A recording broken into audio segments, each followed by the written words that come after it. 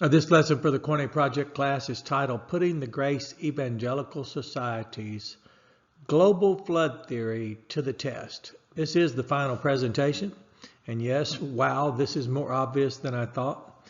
I placed an initial video onto the American Baptist Association Facebook forum and received an obvious, not to me, but obvious to the viewer, that I had only included rain, for I was intending to demonstrate global rain, and yet the fountains from the deep I omitted, and the tectonic shifts such as earthquakes and eruptions in the earth's crust, great openings.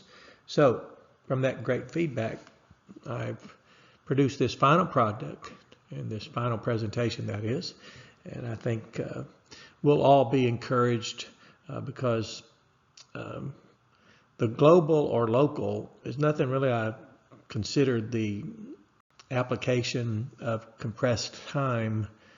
I didn't consider that being applicable, but it absolutely is. Why is it important that Noah's flood was worldwide? That's the January 30th, 2025 blog article title. Is belief in the worldwide flood linked with believing in Jesus' soon return? You can find this at faithalone.org. He said, I do not ever remember thinking that the flood was just a local flood. Of course, I never heard of it growing up in a church until I was 11. That is a New Testament church, an ecclesia. We were literally immersed in the Bible accounts. We call them stories as children. And we spent a 2-week-long Bible school from morning till afternoon, 148 of us there, including the dear people who gave their entire days for 2 weeks. Now that was years ago, so it was more common to have people available, so many people giving their time, but we could be taught so much. And yes, that's time compression as well, because you can have Bible schools, let's say today, and there'll be, a few hours, maybe some do a few days or several, but these were all day long. And then Sunday school, the Sunbeam House, the Royal Ambassadors, the night, when you'd come back at night for the classes, then we would even had an outreach team. I remember being on it before I was 10 years old. We actually went out to communities. So the idea that it would ever occurred to us the flood was something less than what the Bible led us to believe, that would have never occurred. And we've had major local floods. He notices we have those every few years. Speaking of flooding from Katrina, for example, if the rainbow is God's promise that there will not be any local flooding, then he lied. And of course, we know that's not possible. That is one reason why it's important that Noah's flood was universal. The Bible clearly pictures the entire planet covered in water. The truthfulness of God's word is at stake, though I realize that many people do not see it that way. Of course, I was never in a local global flood debate. But the second reason, he says, because it explains the Grand Canyon, such as an opening in the earth. The young earth, the fossil record, young earth means chronological, the 6,250-year-old earth. The fossil record, rock layers, and he has an article that you can reference when you go to this site. Here's my home turf. Industrial manufacturers use a process called accelerated corrosion testing to predict the shelf life of rust preventive solutions. You have expensive materials, let's say brass, and they have RP, rust preventive solutions applied to it to assure that there's a shelf life that protects the stakeholders' investment in manufacturing millions of that product, for example. So the process involves placing samples in a special chamber that simulates and intensifies corrosive conditions. What we did was pressure, heat, and moisture, and I could return in so many hours, 24, whatever the engineers had a ratio for that, which is noteworthy because that's what Dr. Penn was searching for in the scriptures and found the ratio, and it actually resulted to be the number E, according to which interest rates can be easily demonstrated to compound according to that number E. So it says instead of manufacturing and then years later discovering that corrosion occurred while on the shelf in major retailers, that recall could bankrupt the company. So we deliberately exposed samples to extreme controlled environments. So we accelerated the aging process. As I was speaking with Dr. William F. Picard, and he said, it's not really time being manipulated, it's the decay rate. I said, absolutely. I said, you got that and noticed that insight so quickly. I said, usually it becomes I guess, a flummox, and people start trying to calculate time differently, or even scoffing that they haven't noticed time differently. Well, we know our decay rate definitely is different, and we know what it means to accelerate it. So let's go ahead and move forward. Here's actually a cyclic corrosion test chamber. So if you would like to go online, Google will locate images. You can even look up these products and research them. You can even find out what the settings are to give you the time that it needs to be in the chamber to assure you the shelf life for how many years you are required by the duration and quality of the RP added to the product. Now, this probably would be in the field of metallurgy, but I'll assure you, in an ammo plant where I work, you weren't permitted to manufacture millions of 30-06 shells that would later be primed and have powder placed in them, and then a bullet seated in it, and then case those up, send them out into the world all over the marketplace, and then years later find them on a shelf corroded, and then a recall. So you weren't allowed to, you weren't permitted to manufacture until it was approved, and this type of chamber would be used for that. Here's the third grade arithmetic, 12-hour day and night, just like 40 days and 40 nights for the flood. And you notice it's 12,500 years at 24 hours total. Of course, when you actually compress it, as Brother Penn was trying to explain to me, but he had so many notes. I still have many of those notes. But the best thing I can tell you to do, if you'll go online, there's a toy my grandson had. And I said, where'd you get this? And it's actually called the Impossible Cylinder. It collapses, and it's two coils. And you could look at one as day and one as night. And when you extract it, it lengthens. And you can see that day and night don't occur in a linear fashion, except in our experience. But we know when you press it back together. So in a 6,250 year timeline, you have 12,500 years when multiplied by the 360 day, which is 1 day to 1,000 years. So we use the day measure, and we know the inverse relationship between multiplication and division is taught to us in third grade. You can even go online and Google that yourself. Then you take the multiply it by 1,000 years, you get the 4.5 billion years, but that's the amount of compounded decay. And we actually have the ratio. Isn't that what's so amazing, is that the ratio we have to accelerate decay in an industry has to be based on the hours in which a special chamber is enforcing or imposing pressure, heat, moisture, so that a prediction can be made so accurately that companies, stakeholders, and investors can pay millions of dollars for a product to be manufactured because of the assurance of its shelf life.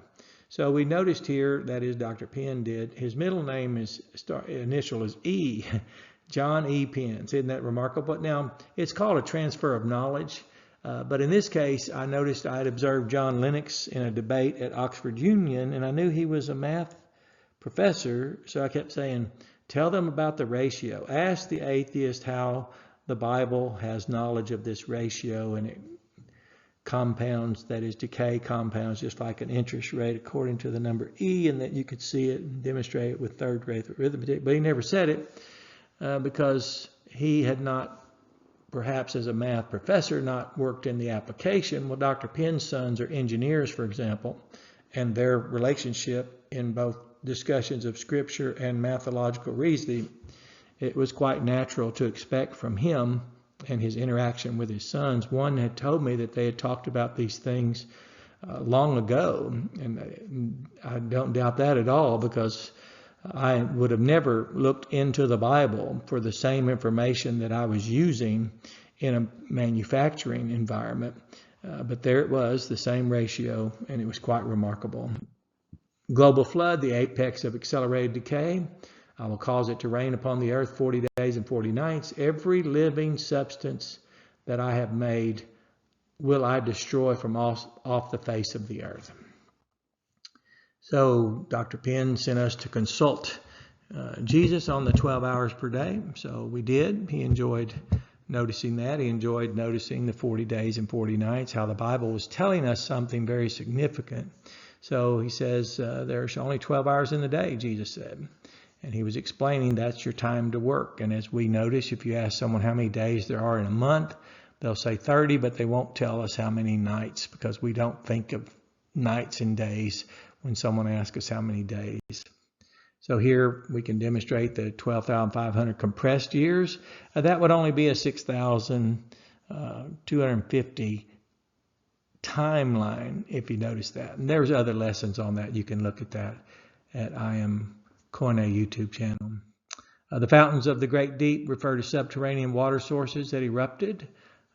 These underground reservoirs, combined with torrential rains, are believed to have released the vast amount of water needed to cause the catastrophic flood. The event is often depicted as a cataclysmic tectonic event involving earthquakes and violent openings. So this time we will make a diagram of 40 days and 40 nights where we notice it when it's with the rain, we'll notice it with the fountains breaking forth, and then we'll notice it with the tectonic shifts. So rain, pour down, notice that. Here we have the chronological linear time span, the blue arrows, that's my way of communicating rain. And it's compressed because it's concurrent. That is, when they rose in the morning, after raining all night, it was still raining all day, but while it was raining all day, it was raining all night on the other side of the earth. The earth is rotating, it's revolving, and it's traveling. So tectonic event, the term burst forth or broken up, implies a violent and cataclysmic event such as large-scale earthquakes and shifts in the earth's crust that would have released these subterranean waters. Now we have these tectonic shifts. I used lightning bolts. I had no idea how else to depict it. Now there are diagrams of the earth with tectonic plates, and you can see those marked out. And the late Tom McElmurray had much information on that. So now we have the 12-hour day and 40 12-hour nights. So now we have compressed this, but we also have rainfall continuing. And now we have global tectonic events taking place. So as they're taking place on both sides of the earth, as the earth is experiencing this concurrently. So I showed the lightning bolt larger than the earth, showing that these shifts are taking place on both sides. Dual source of water. Flood was caused by water from both the sky and from below the earth, which together created the Great Flood. Now we have these global subterranean waters. Now remember, we have the compressed concurrent rainfall, and when we have room in the next graph chart, then we'll see that we can have all three of these events. But now we have global subterranean. So I'm showing the arrows coming from beneath the earth's crust and coming out, these subterranean breaking forth water. So now we have multiple global factors, the fountains of the great deep, torrential rains and tectonic shifts, earthquakes and openings of the earth's crust. Here are the three symbols I use: tectonic shifts, rain from both directions, meaning concurrently, and fountains from the deep, again from the center coming outwardly. Those are also concurrent.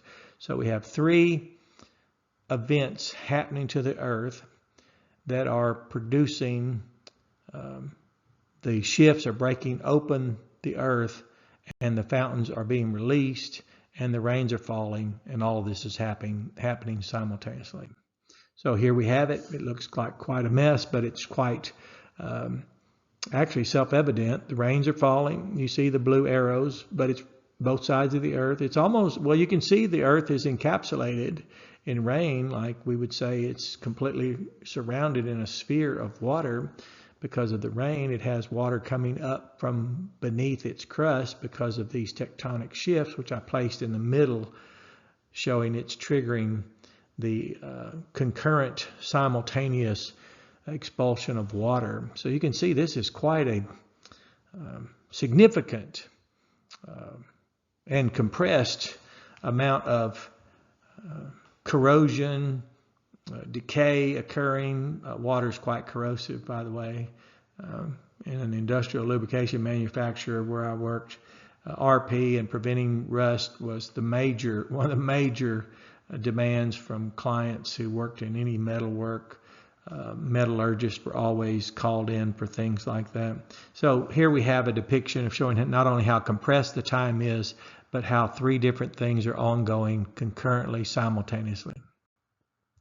Johann Kepler, who influenced Isaac Newton, he made this conclusion: it's right, yes, a duty to search in cautious manner for the numbers, sizes, and weights, the norms for everything God has created. For he himself has let man take part of the knowledge of these things, for these secrets are not of the kind whose research should be forbidden.